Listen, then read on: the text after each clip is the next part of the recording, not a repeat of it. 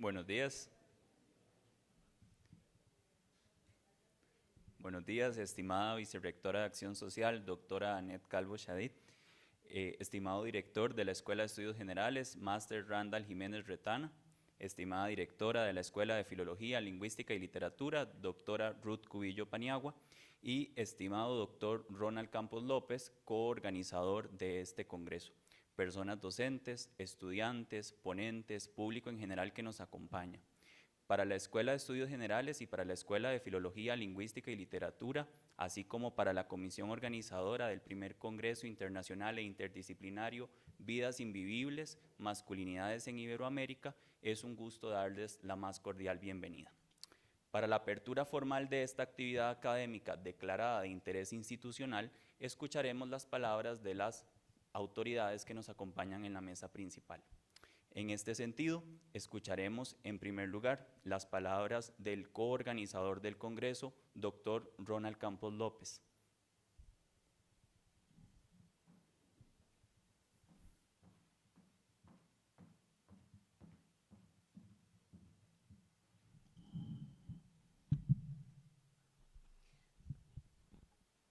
Estimada vicerrectora de Acción Social, doctora Anet Calvo Shadid. Estimada directora de la Escuela de Filología, Lingüística y Literatura, doctora Ruth Cubillo Paniagua. Estimado director de la Escuela de Estudios Generales, Máster Randall Jiménez Retana. Personas docentes, estudiantes, ponentes, público general que nos acompaña. Muy buenos días a todas, a todos, a todes. Sean muy bienvenidos a la Universidad de Costa Rica, sede de este primer Congreso Internacional Interdisciplinario Vidas Invivibles, Masculinidades en Iberoamérica. Esta actividad, como sabrán, a lo largo de toda la correspondencia que hemos podido difundirles, ha sido declarada por la Rectoría de interés institucional. En agosto de 2023, mi colega, el doctor José Pablo Rojas González y yo tuvimos el honor de participar en el Congreso Internacional Vicios, Virtudes y Memorias de las Masculinidades Hispánicas Disidentes, celebrado en Querétaro. Este congreso fue una actividad del grupo de trabajo MASDIME, Memoria de las Masculinidades Disidentes en España e Hispanoamérica. Allí conocimos a varios de los colegas que nos acompañan hoy. Tejimos redes académicas y amistosas. En una de nuestras salidas vespertinas por Querétaro, alguien sin querer queriendo se dirigió a Pablo y a mí y nos dice: ¿cómo que el siguiente congreso va a ser en Costa Rica? Pues nosotros, entusiastas y aventureros, dijimos sí.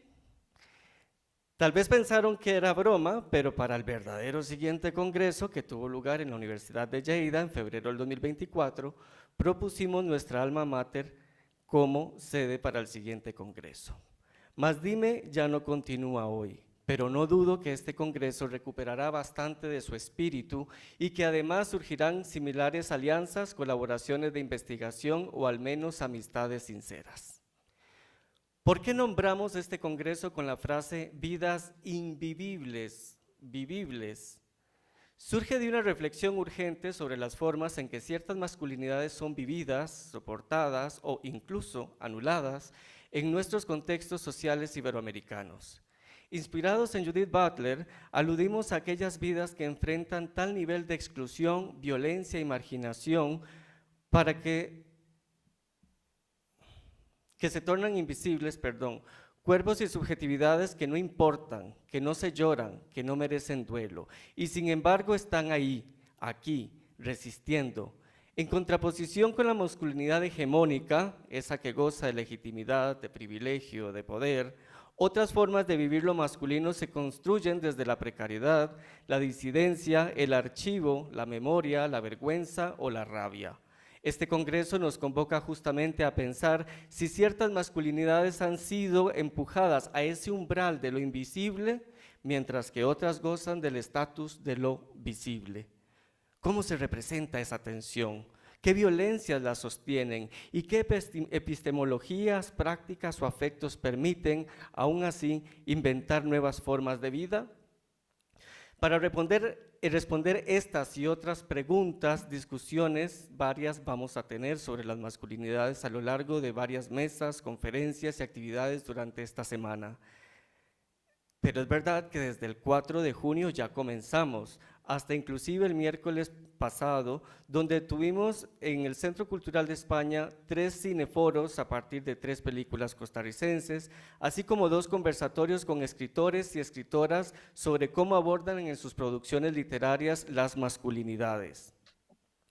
Todas estas actividades tenían como finalidad ofrecer espacio al público en general interesado en el tema, de manera que pudiéramos llegar a más personas fuera del claustro universitario, pero siempre con un enfoque académico y de acción social. Para continuar entonces con estas labores, nos honra profundamente contar con personas provenientes de Argentina, Brasil, Chile, Colombia, España, Estados Unidos, Guatemala, Italia, México, Polonia, Puerto Rico, Uruguay y por supuesto Costa Rica. Las voces que se escucharán durante esta semana atraviesan disciplinas y experiencias distintas: literatura, arte, teatro, performance, historia, sociología, pedagogía, psicología, política, activismo, ecología, trabajo social, cultura popular, entre otros. Todos estos cruzan cuerpos, lenguas, memorias, heridas y esperanzas. Abordaremos temáticas como paternidades disidentes, erotismos y memorias queer, archivos de resistencia, relación masculinidad-medio ambiente, pedagogías críticas, afectos trans, racialización, salud, violencia y subjetividad, por mencionar algunos. Todos estos temas dan cuenta de la urgencia política y epistémica de repensar las masculinidades desde marcos no complacientes, de complejizar los debates, de cuestionarnos si acaso encontrar respuestas sin forzarlas. Porque hablar de masculinidades desde un enfoque crítico no es recentrar al varón ni oponerse al feminismo, muy por el contrario. Como señala Roberto Garda, codirector del Colectivo de Hombres por Relaciones Igualitarias de México, se trata de problematizar la idea misma de masculinidad como mandato. Un mandato violento, impuesto y aprendido, que no solo daña a mujeres y personas disidentes, sino que también asfixia a los propios hombres en moldes de virilidad, hombría y poder. Reflexionar sobre las masculinidades no busca preservarlas, resignificarlas o vender nuevas versiones amables del patriarcado, sino cuestionar su raíz, renunciar a su centralidad y abrir caminos inéditos para nombrar los cambios reales, no simulados, que algunos varones estamos viviendo. Por eso, este congreso no es una concesión al privilegio masculino, sino un acto de alianza, crítica y responsabilidad con los feminismos y con todas las vidas que han sido y siguen siendo empujadas a lo invivible.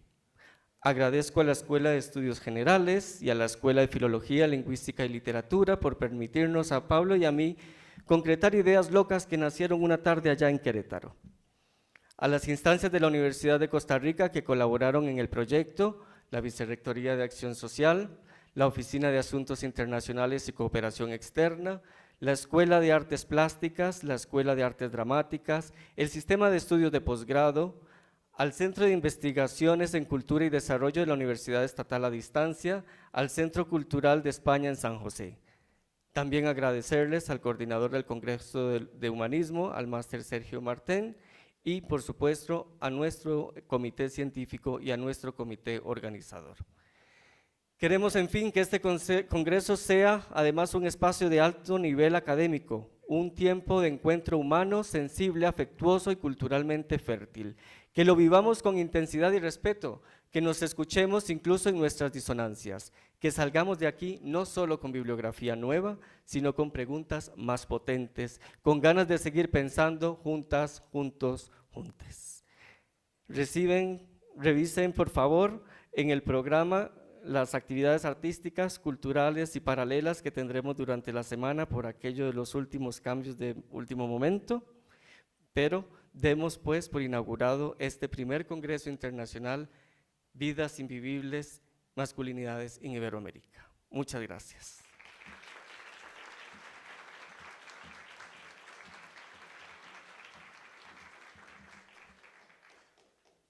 Muchas gracias al doctor Campos López por sus palabras de bienvenida. A continuación, escucharemos las palabras del máster Randall Jiménez Retana, director de la Escuela de Estudios Generales.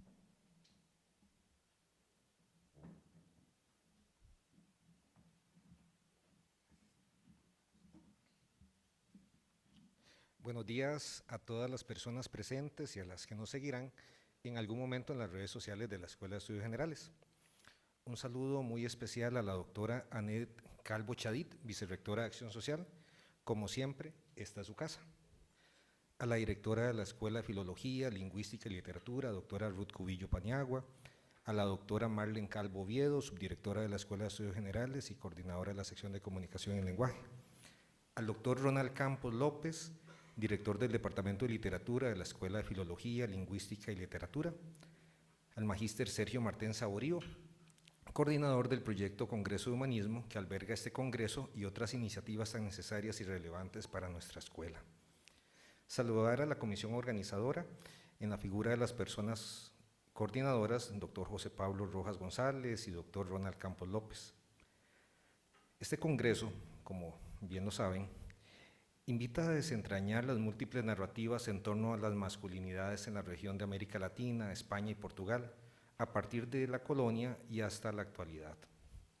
El llamado a pensar en las masculinidades de manera contextual cobra absoluta relevancia para comprender su diversidad, como nos hace recordar insistentemente en su obra el doctor Mauricio Mengíbar Ochoa, miembro del comité científico de este congreso, historiador especialista en masculinidades.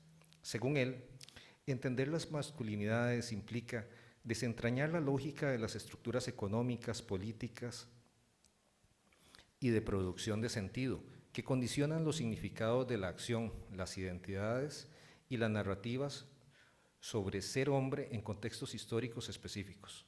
Al mismo tiempo, nos recuerda el doctor Mengíbar, que este esfuerzo analítico comporta entender las múltiples agencias de los sujetos en concordancia, pero también en tensión y contradicción con dichas estructuras. Visto desde esta perspectiva, nos resulta profundamente enriquecedora la propuesta de esta semana, que nos invita a explorar la intersección de factores literarios, culturales, artísticos e históricos, económicos, sociales y políticos que influyen en la construcción identitaria. Las vidas vivibles tendrían que ser la de todos los sujetos en condición de equidad, donde la expansión de las libertades y la continua mejora en los servicios públicos se convierten en sinónimo de una mejor calidad de vida. Lo contrario ya indica la voluntariedad de políticas marcadas por enfoques que condenan a ciertos sujetos a una vida invivible e invisible, donde se priva a la sociedad de su riqueza humana y cultural y en no pocas oportunidades de un cambio germinal. Uno de los principios centrales de la bioética es el de no maleficencia, el no provocar daño a otros sujetos. Ningún cuerpo debería ser señalado, dañado, condenado a lo invisible. En este sentido, la reflexión sobre las masculinidades convoca una responsabilidad ética. El título Vidas invivibles desde esta perspectiva invita a reconocer cómo el odio, la posverdad o narrativas de exclusión provocan daños muchas veces irreparables para sociedades e individuos. En cambio, durante estos días viviremos cómo los espacios de encuentro y diálogo pueden habilitar formas más justas de convivencia en libertad. La Escuela de Estudios Generales apuesta en cada uno de sus programas por temáticas que permiten el encuentro razonado y dialógico, donde la violencia tiene que ser desterrada de todo espacio. Los discursos de odio, la posverdad, los datos alternativos, son realidades que causan daño. Dicho de otra manera, no son prácticas que susciten el bienestar, sino que pervierten el vínculo humano y disminuyen la calidad de vida. Agradezco su presencia y deseo de seguir construyendo cada día una mejor y más inclusiva universidad, donde todas las personas se sientan y nos sintamos seguros, siendo capaces de expresar sus visiones, respetando el espacio de encuentro humanista en el que nos ubicamos. La vida en democracia favorece estos encuentros tan necesarios, donde las personas estudiantes puedan escuchar y compartir acercamientos epistemológicos diferentes e incluso contrarios a sus propias cosmovisiones. La formación humanista por la que aquí se trabaja favorece el desarrollo de competencias para el pensamiento crítico, la sensibilidad ética y la apertura al diálogo.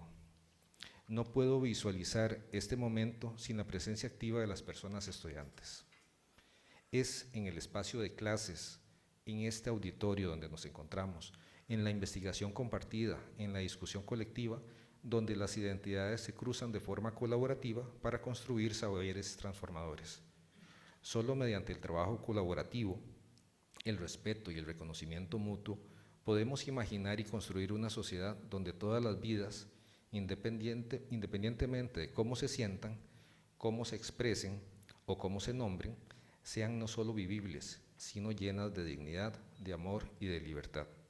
El trabajo colaborativo es un rasgo humanista esencial que hemos venido construyendo en la Escuela de Estudios Generales. Mi más sentido agradecimiento a todas las instancias que trabajaron para que estemos acá, especialmente a la Vicerrectoría de Acción Social, en la persona de la doctora Calvo Chadid, al Sistema de Estudios de Posgrados, a la Oficina de Asuntos Internacionales, a la Escuela de Filología, Lingüística y Literatura, a la Escuela de Artes Plásticas, a la Escuela de Artes Dramáticas, al Centro de Investigación en Cultura y Desarrollo de la Universidad Estatal a Distancia, al Centro Cultural de España en San José, y finalmente a todas las personas congresistas nacionales e internacionales. Quiero agradecer, y las palabras se quedan cortas, por el apoyo siempre del personal administrativo de nuestra Escuela de Estudios Generales, que hace posible que podamos realizar este evento en particular, el de la semana pasada y los que vendrán durante este semestre. Al magíster Sergio Martén Saborío, coordinador de Congreso de Humanismo, a la Comisión de Acción Social de la Escuela de Estudios Generales, también al comité organizador en la figura del doctor Ronald Campos López y de forma especial al doctor José Pablo Rojas González, profesor e investigador de nuestra escuela. Agradezco mucho su trabajo y liderazgo para que este espacio de encuentro académico sea hoy una realidad. A las personas estudiantes que están acá y a los colegas de las diferentes cátedras, siempre es un gusto encontrarnos en estos espacios. Muchas gracias.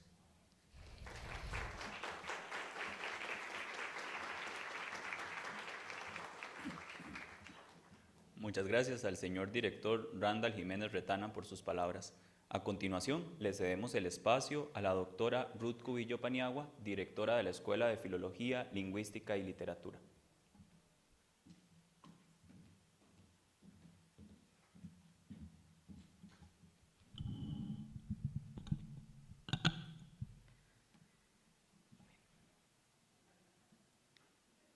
Muy buenos días, doctora Annette Calvo Chadid, vicerrectora de Acción Social y muy querida colega.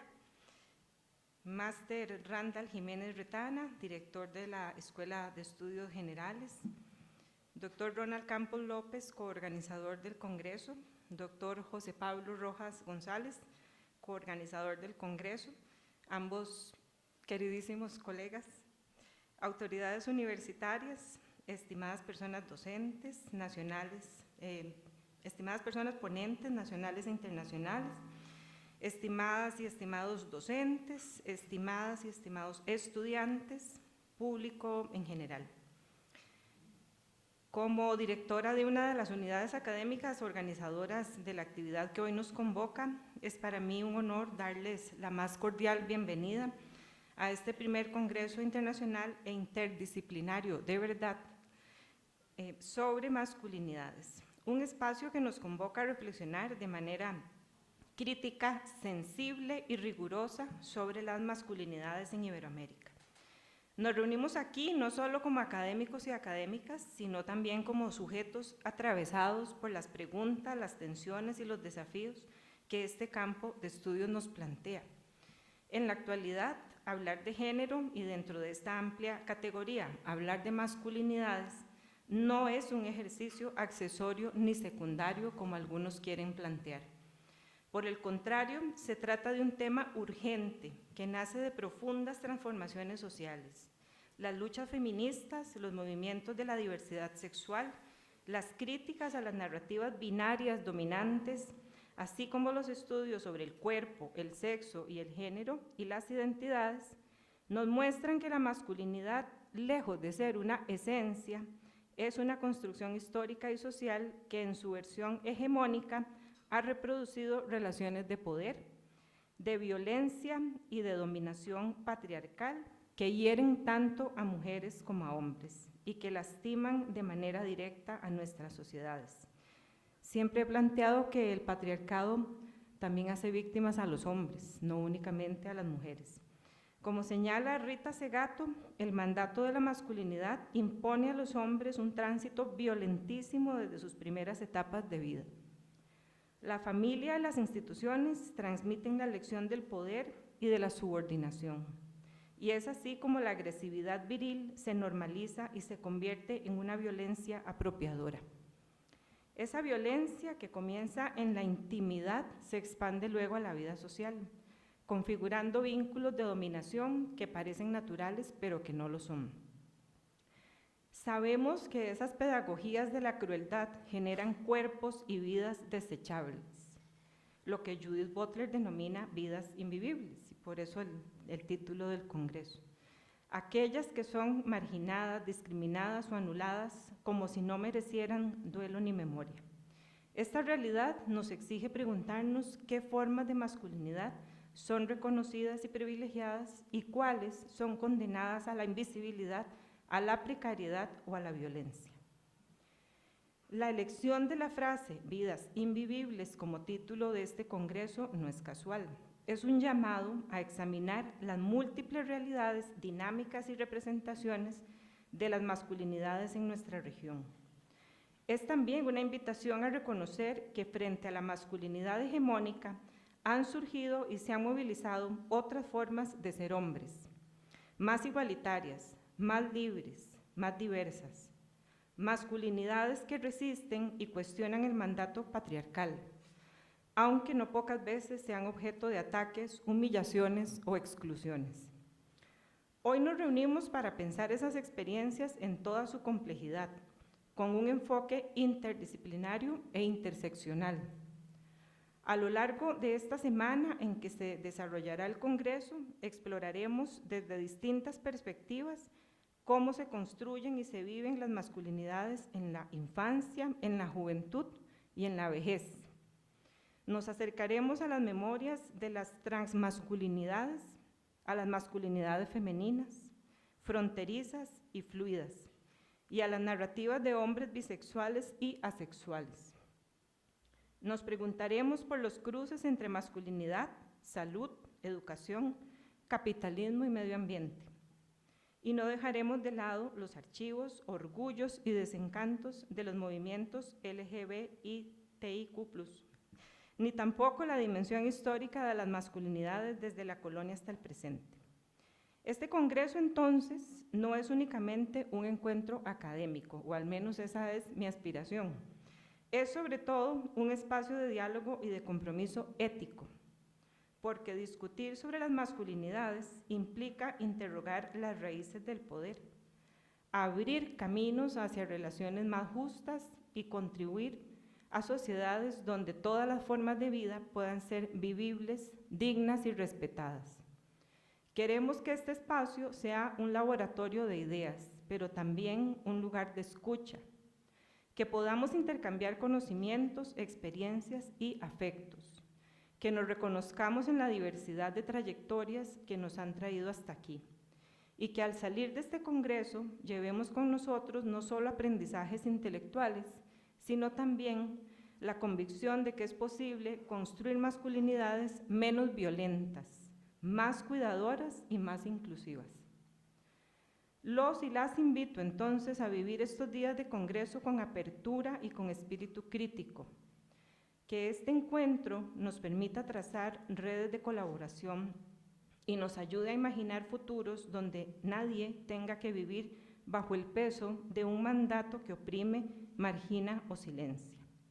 Felicito al comité organizador y al comité científico por todo el trabajo realizado para llegar hasta aquí.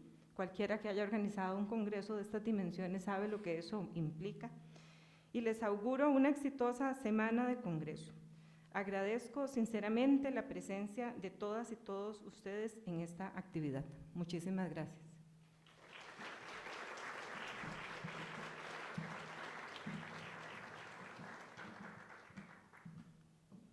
Muchas gracias a la señora directora Ruth Cubillo Paniagua por sus palabras. Finalmente, escuchamos a la doctora Annette Calvo Shadid, vicerrectora de Acción Social de nuestra universidad.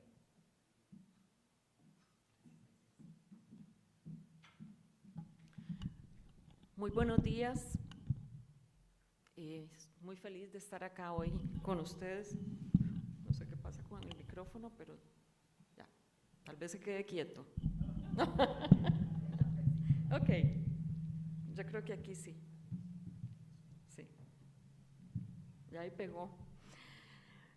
Y les devuelvo los saludos a mis apreciados y apreciadas colegas, el máster Randall Jiménez Retana, director de la Escuela de Estudios Generales, a la doctora Ruth Cubillo Paniagua, directora de la Escuela de Filología, Lingüística y Literatura, queridísima compañera, al doctor Ronald Campos López, al doctor José Pablo Rojas González, que lo conocimos muy chiquitillo en la Escuela de Filología, un gran saludo,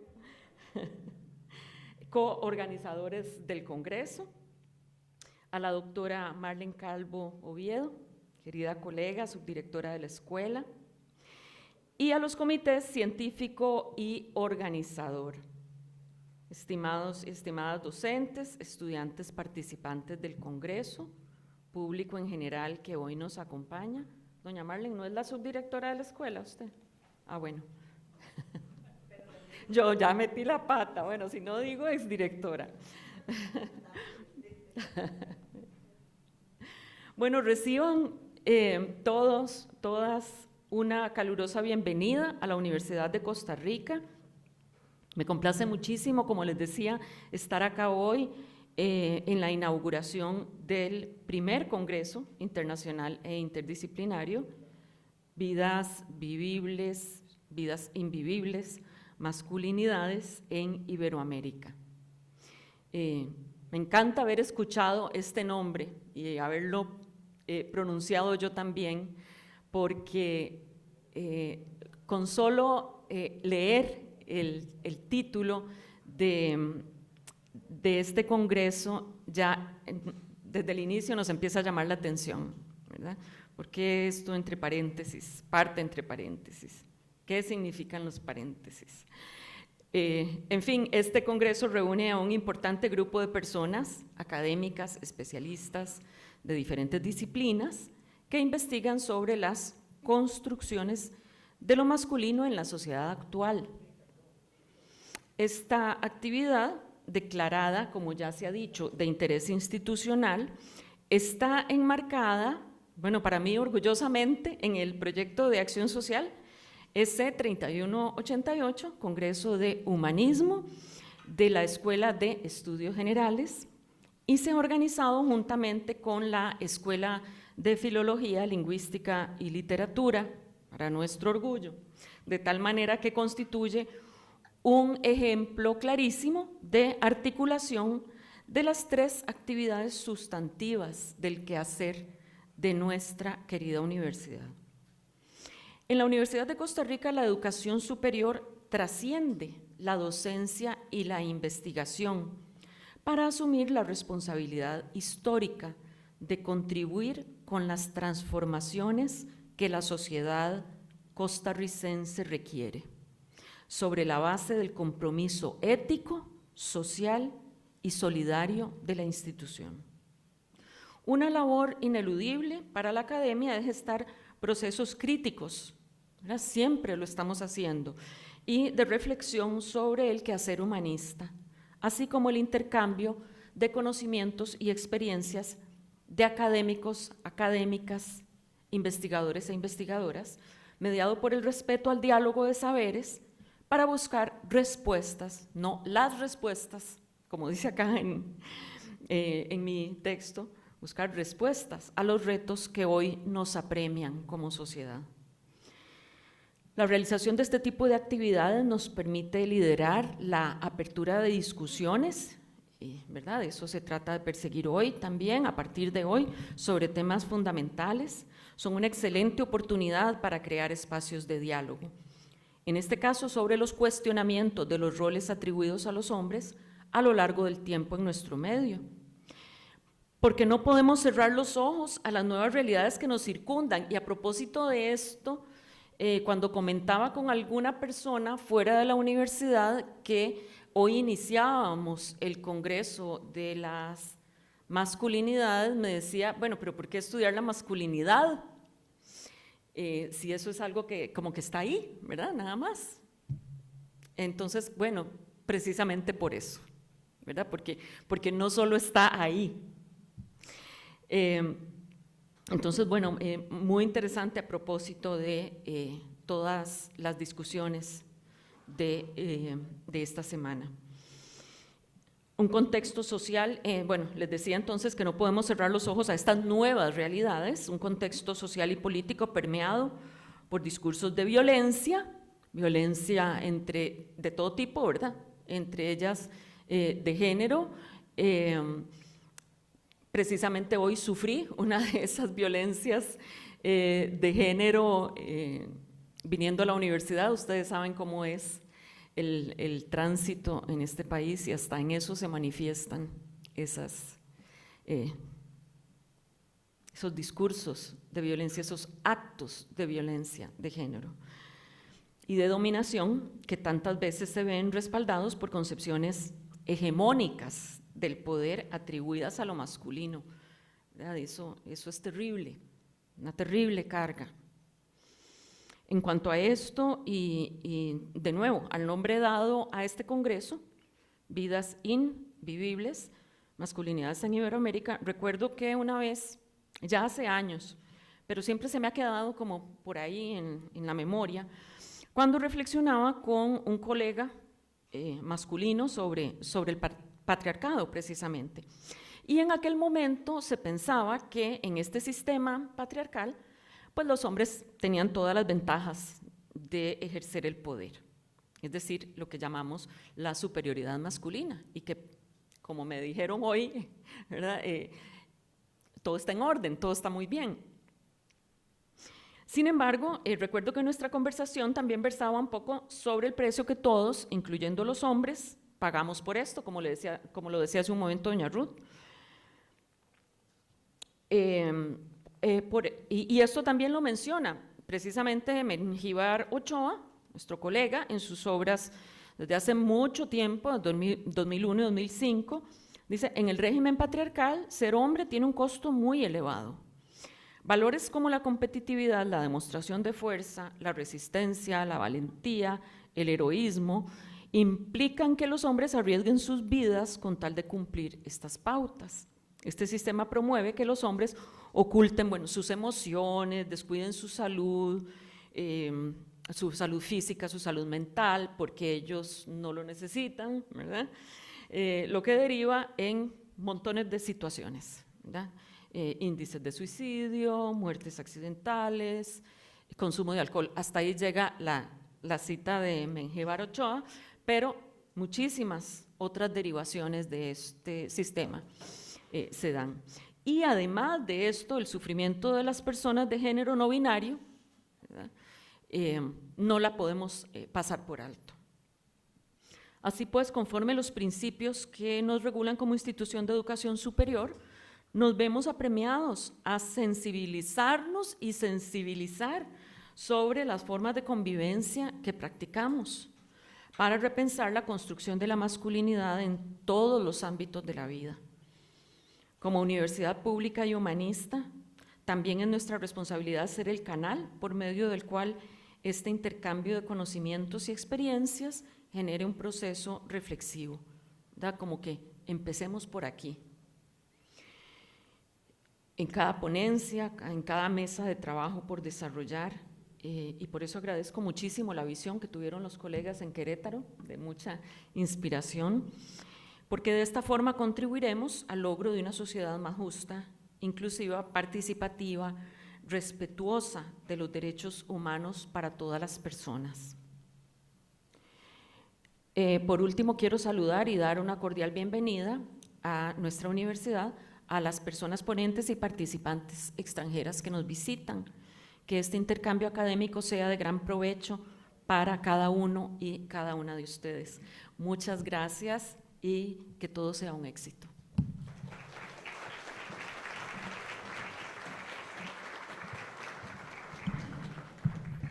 Muchas gracias a la señora vicerrectora, doctora Annette Calvo Shadid, por sus palabras. Como ya lo habíamos mencionado en un inicio, para la Escuela de Estudios Generales y para la Escuela de Filología, Lingüística y Literatura, así como para la comisión organizadora de este congreso, es un gusto contar con su presencia. Despedimos a las personas que nos acompañaron en la mesa principal y les agradecemos por su presencia también. Pueden tomar asiento.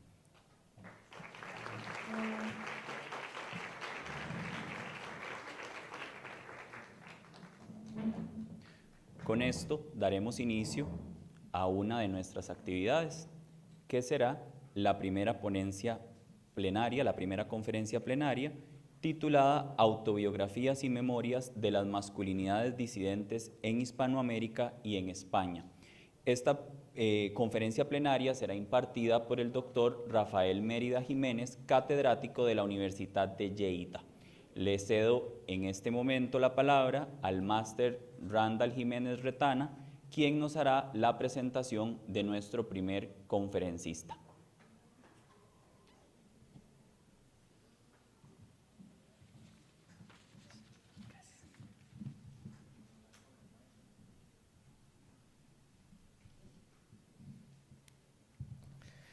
Me corresponde el honor de presentar al doctor Rafael Manuel Mérida Jiménez, que nos dictará esta primera conferencia de este congreso. El doctor Mérida Jiménez es catedrático Serra Hunter de Literatura Española e Hispanoamericana y de Estudios de Género en la Universidad de Lleida. Sus cursos e investigaciones abordan un amplio grupo de temas y obras de las letras hispánicas, desde la Edad Media hasta el presente, con especial atención a los estudios sobre las mujeres, las masculinidades y las sexualidades. Ha impartido docencia en numerosos centros de investigación europeos y americanos. Entre sus monografías pueden citarse Fuera de la Orden de Natura, del 2002, Damas, Santas y Pecadoras, 2008, Cuerpos Desordenados, 2009, Transbarcelonas, 2016, Sodomías Hispánicas, 2021, y Pasiones Impresas, 2022. Igualmente, ha editado diversos volúmenes y monográficos, como por ejemplo, Sexualidades Transgresoras, 2022, Mujer y Género en las Letras Hispánicas, 2008, Manifiestos Gays, Lesbianos y Queer, 2009, Minorías Sexuales en España, 1970-1995, del 2013, Hispanic Masculinities in Transition, 2014, Memorias, Identidades y Experiencias Trans, 2015, y Masculinidades Disidentes, 2016. Entre sus compilaciones más recientes destacan Ocaña, Voces, Ecos y Distorsiones, 2018, De Vidas y Virus, 2019, o Diversos, Poesía Queer Autobiográfica, 2023. Ha sido investigador principal de 3 proyectos oficiales del Ministerio de Ciencia e Innovación, el más reciente de los cuales se denominaba Más Dime, Memorias de las Masculinidades Disidentes en España e Hispanoamérica. Le damos la bienvenida a través de esta plataforma al doctor Mérida Jiménez y estaremos deseosos y deseosas de escucharle en esta próxima hora. Muchas gracias, doctor Mérida Jiménez, por colaborar con esta iniciativa. Muchas gracias. No sé si se me oye y si se me ve bien. ¿Sí? ¿Todo es correcto? ¿Se me oye bien? ¿Se me ve bien? Muy bien, muchísimas gracias. Muy buenos días a todos, a todas, a todes por vuestra presencia aquí. Lamento enormemente y muy sinceramente no poder estar en estos días en Costa Rica, pero razones personales me lo han impedido, razones de peso, así que con mucha tristeza es que va mi saludo inicial y al mismo tiempo quiero darle la vuelta y no entristecerles a todas, a todos, a todes, con mucha alegría también, porque este encuentro es una realidad que empezó a gestarse, como muy bien apuntaba el doctor Ronald Campos, en el Congreso de Querétaro, de la Universidad de Querétaro, con el doctor Raúl García, y que por ahí ha tenido todo una trayectoria por delante. Quiero no demorarme más, puesto que llevamos con un cierto retraso, y quiero sobre todo agradecer a todas y cada una de las personas que han hecho posible este magno encuentro, sin lugar a dudas,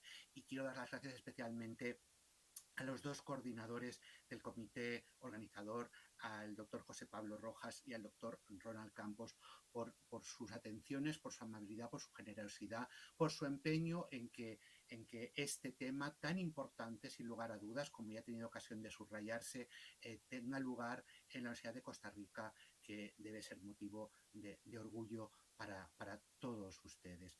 Muchísimas gracias. Sin más dilación, en verdad voy a pasar a hablarles de este tema de la mano del proyecto de investigación justamente del que fui investigador principal, que se titulaba Memorias de las masculinidades disidentes en España e Hispanoamérica.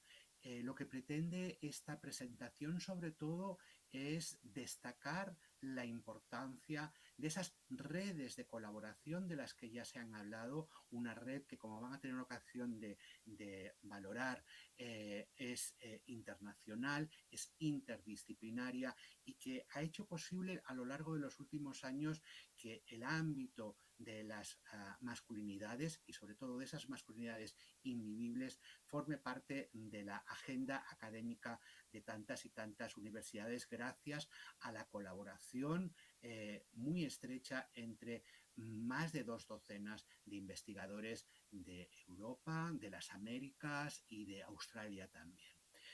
Creo que tienen ustedes la posibilidad de ir pasando las diapositivas. ¿Pueden pasar a la siguiente diapositiva? Muy bien. Muchas gracias.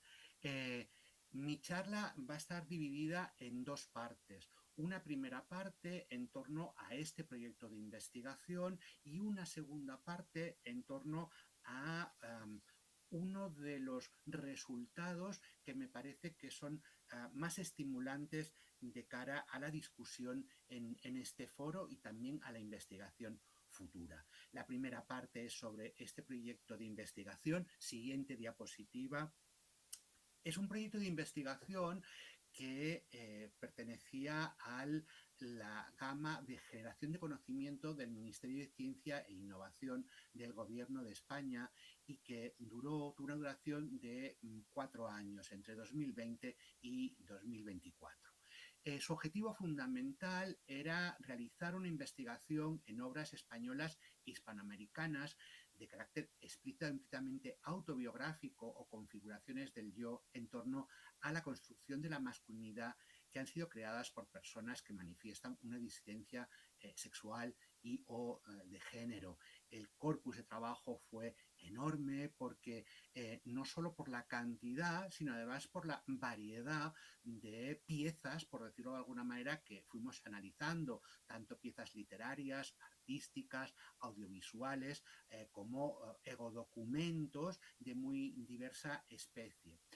Tuvimos que acotar, ya era muy grande el territorio, ¿no? Era muy grande también el marco cronológico y lo que hicimos fue en este proyecto centrarnos en esas masculinidades disidentes, en esas autobiografías y memorias de las masculinidades disidentes de personas que hubieran nacido como varones y que con posterioridad pues pudieron definirse, aquí lo pongo, hay tantos otros nombres como homosexuales, jotos, putos, maricones, gays, travestis, tradelos, etcétera, etcétera, etcétera. Eso no significa, por supuestísimo, que no quisiéramos o no llegáramos a valorar las masculinidades lésbicas, por ejemplo, o las masculinidades de los hombres trans, ni muchísimo menos. Sencillamente era un proyecto que tenía que venir a continuación. Lamentablemente, ese proyecto que tenía que recoger esas otras masculinidades que en este proyecto no estaban, pues no se concedió. Y bueno, pues para mí es una pena muy grande porque queríamos que Costa Rica hubiera estado muy presente en ese nuevo proyecto. Siguiente diapositiva, por favor. Este proyecto, sobre todo, lo que analizó fue un conjunto de creaciones muy plural en torno a la evolución individual y colectiva, geográfica y generacional de la masculinidad, a partir de una tipología muy plural de egodocumentos. Y el periodo cronológico reflejaba esa evolución y diversidad de los géneros autobiográficos que dominan la construcción de la memoria. Van a ver en la izquierda de la pantalla portadas de algunas de las monografías o de las compilaciones de libros que hemos publicado en el seno de este proyecto. Aquí, por ejemplo, tienen la monografía Los invertidos de Geoffroy Hyard. Siguiente diapositiva. Evidentemente, bajo el concepto escrituras del yo, suele agruparse un conjunto muy variado de tipologías textuales, desde aquellas más tradicionales, como la autobiografía, los diarios, los epistolarios, hasta aquellas otras cuyas fronteras son difusas o muy difíciles de trazar, pero en todo caso, en todas ellas nos encontramos con la presencia de una primera persona que examina su experiencia. Y nos resulta especialmente significativo este ejercicio en el caso de personas que no obedecieron los mandatos en torno al género, a la sexualidad y a la masculinidad en tantos casos. Siguiente diapositiva. Como ustedes saben, absolutamente en este foro, si los estudios sobre las masculinidades han logrado desafiar las humanidades, las ciencias sociales y tantas otras áreas de conocimiento desde los años 80 del siglo XX, se debe a la influencia de los estudios feministas, de los estudios LGBT y de investigadores, investigadoras como Connell, Mauss, Bourdieu, Kimmel o Halberstam, entre otros. Uno de los conceptos de mayor repercusión en esta línea de investigación es probablemente el de masculinidad hegemónica, creado por Connell en 1995, inspirado por las tesis de Michel Foucault. En definitiva, las investigaciones sobre masculinidades han demostrado que no solo las mujeres son víctimas de los hombres, ya se ha dicho en las presentaciones muy atinadamente, sino que las estructuras de poder son relacionales y oprimen a aquellos varones que se decantan por identidades u opciones sexuales consideradas enfermizas o pecaminosas. Siguiente diapositiva. ¿Cómo organizamos metodológicamente este proyecto? Pues partió, lógicamente, de los mejores logros de los estudios literarios sobre arte y comunicación audiovisual, histórica, sociológica, antropológica, así como de los estudios culturales, para adaptarlos a las especificidades hispánicas mediante una metodología cualitativa.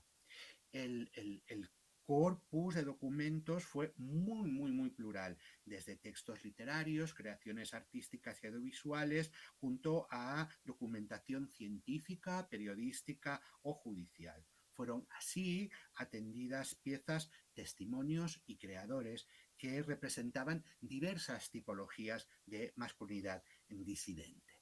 Siguiente diapositiva.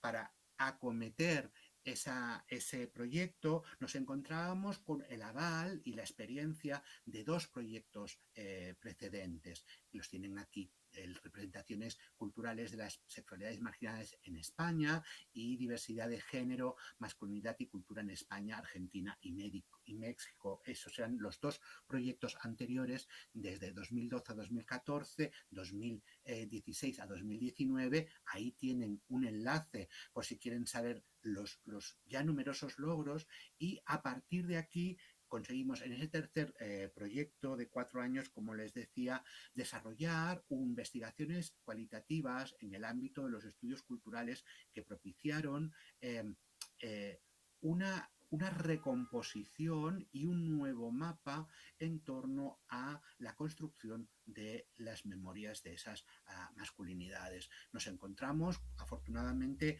un equipo muy numeroso de investigadores de muy diversos países. En la diapositiva siguiente, por favor, tienen una nómina completa. Tenemos por la nómina del ministerio, equipo de investigación, equipo de trabajo, en cualquier caso, esos 25 investigadores, algunos de los cuales creo que están en la sala, y aquí les envío un muy cordial y entrañable y cariñoso saludo. Nos encontramos con investigadores no solo de universidades españolas, sino también europeas, por ejemplo, británica, francesa, alemana, polaca y también, por supuesto, hispanoamericana, desde Estados Unidos hasta México o Argentina. Así que muchas gracias ya de entrada a todas esas 2 docenas de investigadores que hicieron posible esos resultados de los que les hablaré a continuación, y también a muchísimos colaboradores que puntualmente participaron en nuestras publicaciones, en nuestros congresos, que se pueden cifrar en más de un centenar. Gracias a todos ellos en calidad de investigador principal, de gestor en definitiva de este proyecto. Siguiente diapositiva. ¿Cuáles fueron los logros más importantes? Pues en primer lugar, el análisis de este amplio corpus, que se pueden imaginar muy turbulento por el volumen, tanto en cualidad como en cantidad. Además, también por la construcción de un sitio de internet del proyecto para optimizar la transferencia tan importante. Aquí tienen el enlace, masdimeudl.com, y la elaboración también de la primera fase de un catálogo de las escrituras e imágenes del yo, del que les hablaré en la segunda parte de mi charla. Siguiente diapositiva, por favor. También, entre los logros, creo que debo remarcar el análisis multidisciplinar que estas autorrepresentaciones pueden ofrecernos y sobre los que pueden informar como reflejos y contradiscursos de la masculinidad hegemónica, puesto que se examinaron también los lenguajes, las técnicas, la reproducción y la subversión de las tradiciones y los estereotipos en torno a la masculinidad. En ese sentido, manejamos tanto creaciones de la alta cultura como de la cultura popular, incorporando también las historias de vida, por ejemplo, de las ciencias sociales. No solo era un proyecto de investigación sobre textualidades netamente literarias. Y se confirmó, por supuesto, la valía de la adopción de la creación cultural como indicador fiable de esos profundos cambios acaecidos a lo largo del siglo XX y parte de este nuevo milenio en España y los países de habla hispana.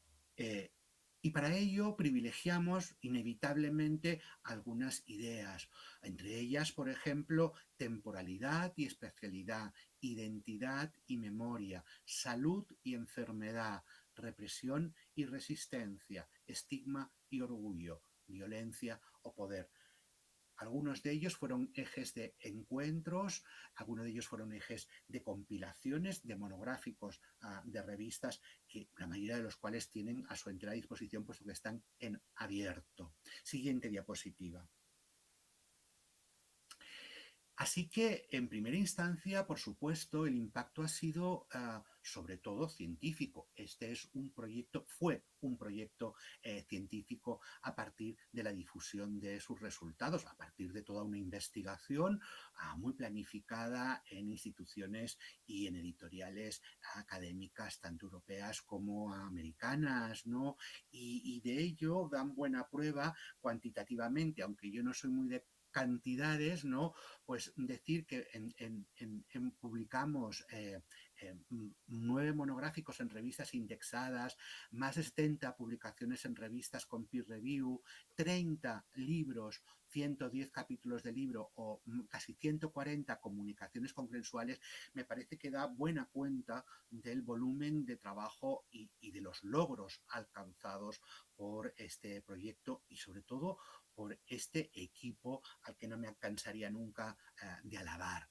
Por eso también tiene un impacto social. Nosotros no solo desarrollamos una labor netamente universitaria, netamente científica o académica, sino que también hemos realizado numerosas actividades en el ámbito más estrictamente social, más ajenos a la academia. Y me gustaría subrayar también algo que es como muy menor, pero que es muy bonito, que al menos para mí, que fue la creación de la primera colección de temática LGBTI+, en una editorial universitaria española. Siguiente diapositiva. Es una colección que se llama LGBTI & Company y en donde han publicado monografías y compilaciones algunos de los más queridos colegas del proyecto y algunos de los cuales están participando en este congreso Vidas Invivibles, como Pepe Ramos Arteaga, como Mauricio List, como Manuel Méndez, como muchos más de los que están aquí como autores únicos y también trabajando dentro de esos volúmenes. Siguiente diapositiva. No quiero entretenerme demasiado, puesto que el tiempo no es abundante y no quisiera que esta conferencia fuera un panegírico o un autoelogio. En esta diapositiva o en la siguiente lo que nos vamos a encontrar son algunos de los hitos de esas actividades congresuales, congresos en México, en España, en París, en Francia, en Gran Bretaña. Siguiente diapositiva.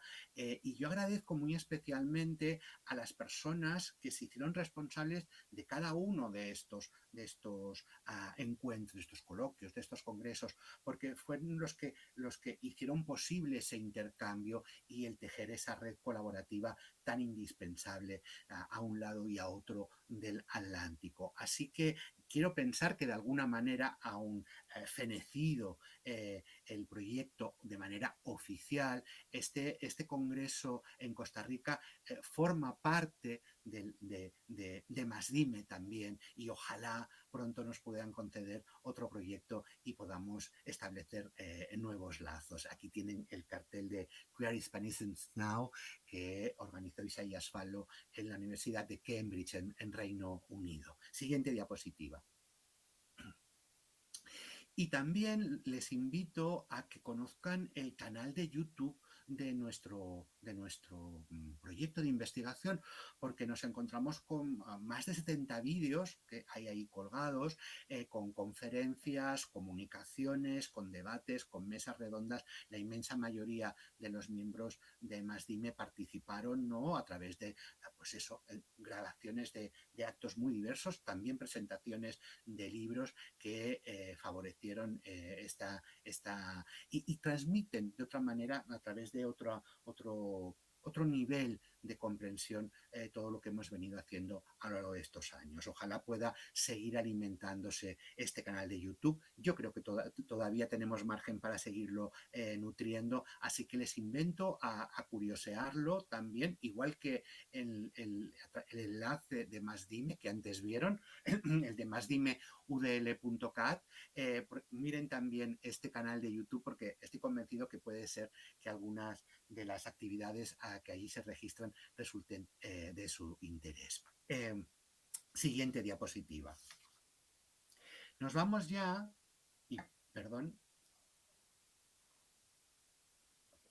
a la segunda parte de la presentación. En esta segunda parte quiero mostrarles lo que hicimos en relación con la recopilación, con el catálogo de masculinidades disidentes que alberga el sitio de internet de Masdime, es decir, que está en línea, es de libre acceso. Ustedes los pueden consultar ahora mismo si quieren desde sus ordenadores. Siguiente diapositiva. La idea fue fundamentalmente construir la primera idea había sido una base de datos, y después nos dimos cuenta de que era prácticamente imposible hacer esa base de datos porque las disciplinas diferentes que nutrían el proyecto favorecían que las miradas pudieran llegar a ser contrapuestas en relación con las mismas textualidades, de tal manera que en lugar de ese proyecto inicial de base de datos, que hubiera sido realmente muy hermoso, pero a la postre impracticable para poner en marcha en tan poco tiempo también, lo que hicimos fue este catálogo de memorias disidentes en donde a la fecha de hoy se encuentran 91 semblanzas, buena parte de las cuales han sido publicadas en formato impreso también. Si ustedes quieren, tienen 2 libros, por decirlo así, publicados en esa colección de las que les hablaba antes de mi universidad, de la Universidad de Lleida, de LGBTI & Company, pero lo que son las semblanzas en sí mismas están todas ellas descargadas, ¿no? Los textos con su bibliografía, con sus sugerencias de fuentes primarias, de fuentes secundarias, en línea están. Siguiente, por favor. El volumen primero se centró fundamentalmente en textos de autores que podríamos denominar gays. Es decir, textos y textos literarios. Partimos de la experiencia de un volumen importante de los miembros del equipo que habíamos profundizado previamente en testimonios memoriales de autores gays, españoles e hispanoamericanos, y a partir de ahí construimos esas semblanzas. Quiero decir que esas semblanzas no son tanto estudios biográficos sobre los autores como semblanzas sobre las textualidades autobiográficas. Es decir, lo que nos preocupaba, el objetivo de nuestro proyecto era analizar no a las personas, sino a través de qué documentación, a través de qué textualidades o de qué imágenes, evidentemente, habían construido ese recuento autobiográfico. En este primer libro, todas estas semblanzas las tienen, repito, en el lugar de internet. Nos encontramos con una nómina de autores que nacieron a finales del siglo XIX,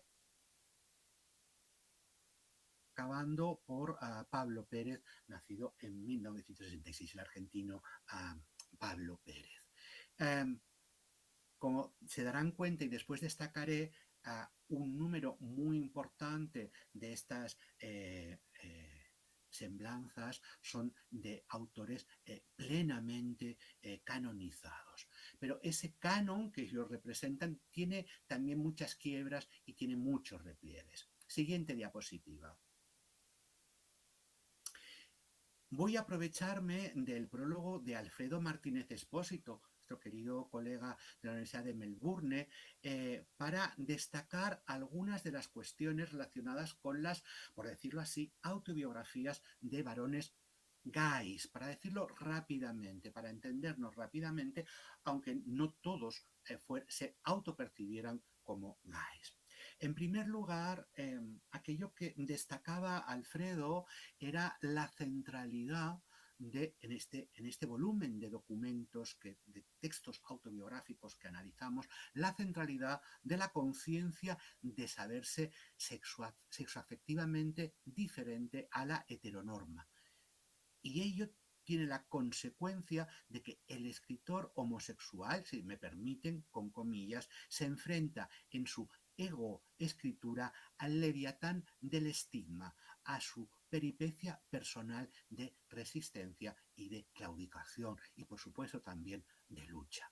Una segunda idea, siguiente diapositiva, que destacaba Alfredo Martínez Espósito, es que esa autoescritura, esa egoescritura puede considerarse uno de los géneros mayores de la literatura, y subrayo mucho que estoy hablando ahora muy de literatura en el sentido más convencional de la palabra, literatura autobiográfica, LGBTIQ+, y tal como constatamos a través de autobiografías, memorias, diarios, pero también cuando accedemos a biografías noveladas, autoficciones y, ¿por qué no?, como también intenta intentamos desarrollar en relatos, en poemas, en películas y también en obras plásticas de contenido autobiográfico. Hay, por ejemplo, creo que estará presente Raúl García, que hizo un gran trabajo en relación con las artes plásticas y la autobiografía disidente.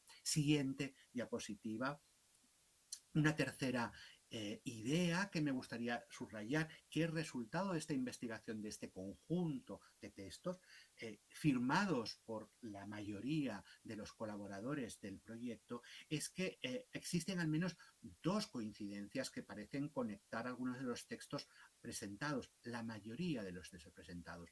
La primera es la preocupación por un lenguaje propio, si se me permite, a acudir a Virginia Woolf. Y en segundo lugar, la idea de que para el autobiógrafo Guy el lenguaje de la homosexualidad representa un reto que en ocasiones se convierte en problema teórico de primera magnitud. La cuarta idea, siguiente diapositiva, que quiero destacar de la mano del prólogo de Alfredo, es la aspiración por conectar la propia escritura del yo con la de otros autores, la de tejer una genealogía, la de tejer una hermandad, una toma de conciencia de gran parte de los escritores homosexuales de compartir unas similares experiencias vitales y literarias con otros, con contemporáneos o pretéritos, y de estar creando un legado. Eso es algo que comparten muchas de estas biografías literarias de autores gays. Siguiente diapositiva. Nuestro proyecto, como he tenido ocasión de destacar, no solo quería centrarse en varones gays, por así decirlo, sino también quería abordar las textualidades que pudiéramos rescatar de mujeres trans. Algo mucho más dificultoso, como todos saben, y que ha propiciado una línea completamente diferente en el desarrollo de nuestro proyecto. El segundo volumen de nuestro catálogo, de nuevo, todas estas semblanzas las pueden encontrar en el sitio de internet, se llevaron al libro Memoria a la intemperie, autobiografías trans hispánicas. Aquí tienen una nómina, más de una treintena de mujeres trans. Algunas de ellas no se autopercibían como mujeres trans, evidentemente. No quiero aplicar anacrónicamente términos, sencillamente ubicarnos de una manera muy rápida. Tengo muy poco tiempo, con lo cual valoro mucho su comprensión a la hora del uso que estoy haciendo de los términos. Y aquí nos encontramos con una variedad pues mucho más espectacular, les digo sinceramente, de lo que yo imaginaba mucho antes de iniciar esta investigación. Nos encontramos con textualidades muy plurales de textos que en muchos sentidos no pueden ser considerados como autobiografías, pero que hemos acotado y que hemos recogido sobre todo porque nos brindan esa memoria disidente. Pasamos a la siguiente diapositiva. Lo mismo que he hecho antes en relación con el volumen editado por Alfredo Martínez Expósito, ahora echaré manos del prólogo de mi querido Pepe Ramos Arteaga para destacar algunas de las ideas que hemos destacado en esta segunda parte de la investigación. En primer lugar, una idea que es que para investigar esas autobiografías, esas biografías, esas memorias transhispánicas, debemos efectuar algo, dar un paso más allá, por decirlo de alguna manera, de lo que hacemos con la autobiografía gay. Y es que debemos debemos implementar una ampliación tanto de los archivos tradicionales como del concepto mismo de archivo.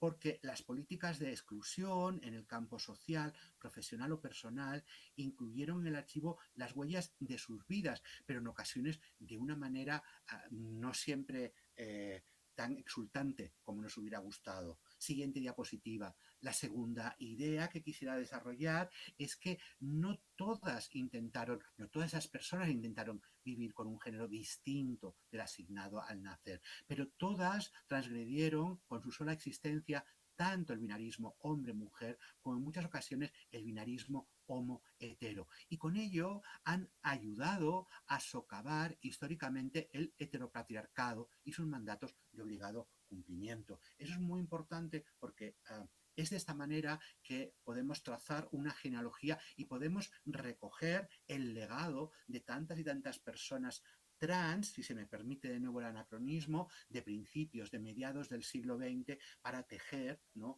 ese hilo y esa comunidad que tanto nos interesa recuperar. En tercer lugar, siguiente diapositiva, nos encontramos con una naturaleza extraordinariamente diversa de esa textualidad. Y por eso hemos tenido que introducir en esta investigación muchos documentos que no hubiéramos pensado, como enseguida les explicaré, en relación con las autobiografías de personas gays o incluso de hombres bisexuales. Siguiente diapositiva. La última idea es que estas semblanzas se centran no tanto en los acontecimientos particulares de cada biografía, sino en las particularidades de los discursos autobiográficos seleccionados, tanto en su dimensión textual como documental en sí. ¿Con qué nos encontramos en definitiva? Siguiente diapositiva. Nos encontramos con un volumen muy importante de textos, pero que ahí me llevan a pensar a posteriori en dos elementos que quisiera que ustedes entendieran en sentido abstracto. Cuando yo reviso todas esas textualidades que recogimos en el primer volumen y que aparecen en el sitio de internet del proyecto, me doy cuenta de la precariedad cronológica de muchos de estos testimonios gays. Lo quiero subrayar con las negritas, por ejemplo. Cuando pensamos cuándo falleció un Emilio Prados, o cuándo falleció un Salvador Novo, o cuándo falleció un Bernier, y cuándo fueron publicados estos textos. Textos literarios eminentemente, evidentemente. Estamos hablando de, pues, del 62 al 98, del 74 al 98, del 89 al 2011. Un Jaime Gil de Viedma, un autor, un poeta canónico de la literatura española de la segunda mitad del siglo XX, impuso en su testamento que hasta 25 años después de su muerte no fueran publicados todos sus papeles íntimos. De ahí que las fechas sean 2010 y 2015. Son muy pocas las personas que han publicado en vida, siendo en tantos casos autores consagrados, ¿no?, sus autobiografías en clave gay, si me permiten la expresión. Pienso, por ejemplo, en un Rafael Chirves, que tuvo que esperar años después de su muerte para haber publicado su obra, ¿no? Y con él tantos y tantos otros. Pero también esa precariedad cronológica se hace mucho más compleja en el caso de los testimonios autobiográficos trans. Siguiente diapositiva. ¿Por qué? Porque mientras nosotros tenemos, en el caso de los varones gays, géneros muy tradicionales, muy tradicionalmente literarios, autobiografías, crónicas, diarios, memorias, bla, bla, bla, bla, bla, prácticamente no disponemos de ese tipo de material. Aquí no hay una precariedad cronológica, aquí hay una precariedad que me atrevo a calificar, no sé si acertadamente, de material de las fuentes primarias. ¿Por qué? Porque para saber algo de la Bella Otero, tenemos que irnos a unos archivos de criminología, a una revista científica, si es que se le puede dar ese nombre, pero también nos tenemos que ir a expedientes penitenciarios, expedientes de peligrosidad en España, a transcripciones de grabaciones, a opúsculos periodísticos, a folletos autoeditados, a publicaciones novenales. La memoria trans de unas mujeres trans es a lo largo del siglo XX y entrado el siglo XXI mucho más precaria materialmente que precaria cronológicamente. Siguiente diapositiva. Nuestra ambición fue que aparecieran recogidos testimonios de personas que fueran relevantes en épocas y en geografías muy diversas. Por eso, a pesar de las limitaciones de un equipo, a pesar de ello numeroso, propició que, por ejemplo, en ese primer volumen de la vida iba en serio, el de las biografías gays, pues tuviéramos testimonios, recogiéramos, analizáramos las textualidades de creadores de Argentina, de Chile, de Colombia, de Cuba, de España, de México, de Perú, de Puerto Rico. Aquí tienen la nómina transformada, la nómina que veían antes, aquí la tienen por países. Siguiente diapositiva. Un poco lo mismo también hemos intentado en el ámbito de la geografía trans. Nos encontramos con autoras, si se me permite el concepto, sería una cuestión muy interesante para debatir en torno de la autoría trans, testimonios de Argentina, de Chile, de Colombia, de España, entre Italia y España, México, Puerto Rico y Uruguay. Hemos intentado, en la medida de nuestros conocimientos también, ¿no? De nuestra disponibilidad, para qué negarlo, ¿no? Dar un amplio margen para que el universo trans no fuera un universo de femenino trans, no fuera un universo relegado, sino que tuviera cuantitativa y cualitativamente la misma importancia que el de los varones gays. Siguiente diapositiva. Nos encontramos no solo con esas semblanzas aparecidas en los volúmenes, sino también con otras semblanzas. Nos encontramos con que llegaron o bien más tarde del final de edición de los volúmenes, o bien que sus características nos impedían incluirlos en los volúmenes impresos. Estas semblanzas no están en los libros, pero están en el sitio de internet, en el catálogo de memorias disidentes en España e Hispanoamérica. Y ahí ven todo un conjunto de creadores también muy plural, porque ya no solo estamos hablando de escritores, ¿no? Un Manuel Puig o un Manuel Mujica Lainez, por decirlo de alguna manera, sino también a creadores plásticos, por ejemplo, como un Pepe Espaliu o como un Federico García Lorca, por ejemplo. En el caso de García Lorca no se analizaron sus textos literarios, sino lo que fue analizado fue su obra plástica por uno de los miembros del proyecto de investigación, ¿no? Lo mismo sucede con artistas plásticos mexicanos, para quienes tuvimos semblanzas de Raúl García y de Mauricio Lis. Así que ustedes ven la riqueza de este universo. Siguiente diapositiva. Y quisiera acabar, yo ya sé que he ido muy rápido, pero yo sé que es muy malo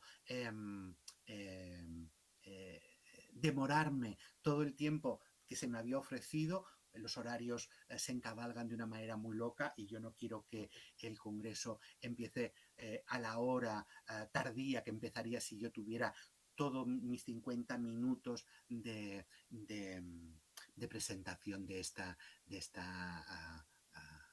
plenaria inicial. Quiero acabar sencillamente con la valoración del Ministerio. Una vez que se acaban los proyectos, el Ministerio hace una evaluación de los resultados, de los logros de todo tipo, académicos, científicos, de transferencia, de impacto social, etcétera, etcétera, ¿no? Y en este informe final, que nos debe, pues alegrar muchísimo a todas las personas que participábamos en el proyecto, fue confirmado por los expertos evaluadores que el proyecto ha supuesto un notable avance en el ámbito de los estudios feministas, gays, trans y queer, y ha contribuido a la implementación de un marco teórico imprescindible para enfocar y valorar los contradiscursos a la masculinidad hegemónica. Solo puede felicitarse, por tanto, al equipo numeroso de investigadores por su compromiso y buen hacer en el periodo de duración del proyecto, con mención especial al trabajo, aquí habla de mí, coordinador del investigador principal, proyecto valorado con la máxima calificación. Pues con esta alegría de ese proyecto que nos brindó mucho trabajo y también muchos chismes y muchos momentos muy placenteros, es que cierro esta plenaria dando las gracias de nuevo a José Pablo Rojas y a Ronald Campos por su cálida invitación, excusándome de nuevo por no poder estar entre ustedes. El estar allá hubiera propiciado que hubiéramos podido tener muchas charlas, muchas discusiones, pero estoy convencido de que esas charlas van a darse gracias a las comunicaciones y gracias también a los espacios informales en donde también se aprende tanto y nos conocemos tanto. Así que gracias a todos, a todas por su atención. Les envío un fuerte abrazo y todo mi cariño y amistad. Un abrazo. Muchas gracias.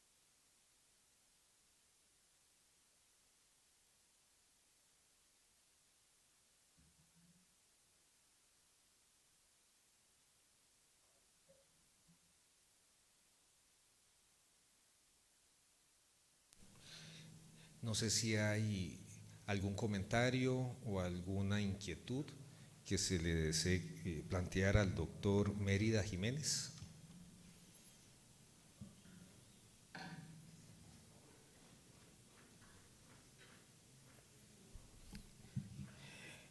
De momento, don Rafael, no hay preguntas ni comentarios, entonces le agradecemos mucho esta magnífica conferencia y pues le damos la bienvenida a todas las personas que nos visitan y pues... Muchas gracias nuevamente. Un abrazo y muy feliz congreso para todas y todos y todes. Muchas gracias.